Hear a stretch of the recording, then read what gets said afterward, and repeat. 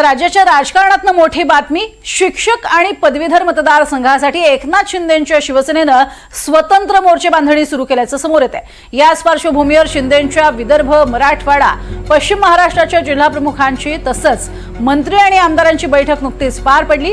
या बैठकीमध्ये छत्रपती संभाजीनगर, पुणे, नागपूर इथल्या पदवीधर आणि पुणे अमरावती शिक्षक मतदार निवडणुकीसाठी जास्तीत जास्त अर्ज भरण्याच्या सूचना करण्यात आल्या।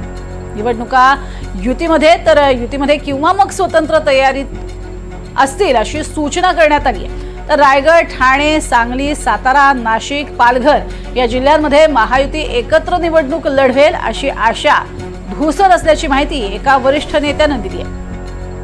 अधिक माहिती या संदर्भातली घेणार आहोत आमचे प्रतिनिधी विशाल पाटील यांच्याकडनं। विशाल, अतिशय महत्त्वाची बातमी म्हणावी लागेल, काय नेमकी शिंदेंच्या गोटातनं? प्रज्ञा, आपल्याला माहिती आहे स्थानिक स्वराज्य संस्थांच्या निवडणुकांच्या अनुषंगानं सगळ्याच पक्षांकडनं मोर्चे बांधणी ही सुरू झालेली आहे आणि याच अनुषंगानं गेल्या काही दिवसांपासून बैठकांचं सत्र जे आहे हे शिवसेनेत सुरू आहे।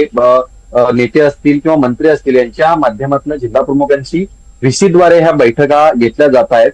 या बैठकांमध्ये एक सूर आलेला आहे की जर युतीत आपण लढलो तर लढलो, जर नाहीतर स्वतंत्र लढण्याची तयारी ठेवा अशा पद्धतीच्या सूचना सुद्धा देण्यात आलेला आहे। शिक्षक पदवीधर मतदारसंघाचा आढावा पूर्णपणे घेण्यात आलेला आहे आणि जास्तीत जास्त अर्ज पाठवा अशा पद्धतीच्या सूचना सुद्धा या बैठकीमध्ये करण्यात आलेल्या आहेत। सगळ्यात महत्वाचं म्हणजे महायुतीचे नेते सातत्यानं असं म्हणतायत की आम्ही महायुतीतच लढू।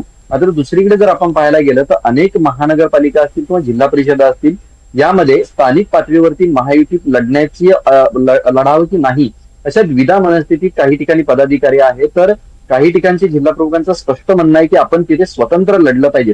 आणि याच अनुषंगानं अनेक ठिकाणी या निवडणुका लढण्याच्या बाबतीत धुसर शक्यता असल्याची माहिती ही एका वरिष्ठ नेत्यांकडनं शिवसेनेच्या आपल्याला मिळालेली आहे। आणि याच अनुषंगानं शिंदे गटाकडनं जरी बैठकांचं सत्र जरी सुरू असलं तरी स्वतंत्र लढण्याच्या विचारानंच ह्या सगळ्या आता बैठका आहेत या होऊ लागलेल्या आहेत। तशाच पद्धतीच्या सूचना या पदाधिकाऱ्यांना देण्यात येत आहेत। त्यामुळे जशी जशी निवडणूक जवळ येईल किंवा जशा जशा निवडणुकीचा कार्यक्रम ज्यावेळेला जाहीर होईल त्यावेळेला मात्र महायुतीत या सगळ्यावरच, कारण का सूचना या स्वतंत्रपणे लढण्याच्या दिल्या जात आहेत। याच अनुषंगानं जर महायुतीत सूर जुळला नाही तर मात्र महायुतीतील हे सगळेच पक्ष स्वतंत्र लढतात का हे पाहणं अधिक महत्वाचं असणार आहे। मात्र एकंदरीत जर पाहायला गेलं तर स्वतंत्रच मोर्चे बांधणी जी आहे ती सद्यस्थितीला सुरू असल्याची माहिती कळते। प्रज्ञा, नक्कीच, तुर्तास धन्यवाद या संपूर्ण माहितीसाठी विशाल।